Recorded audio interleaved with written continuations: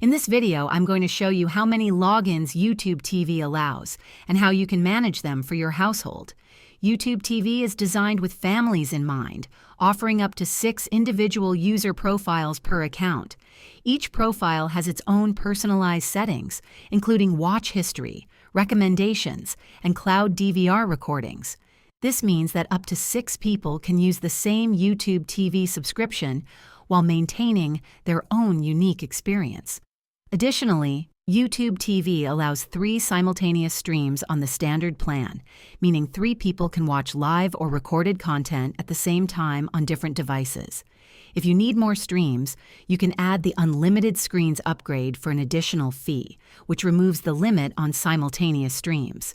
To manage your logins, go to the YouTube TV website or app, click on your profile picture, and select Settings.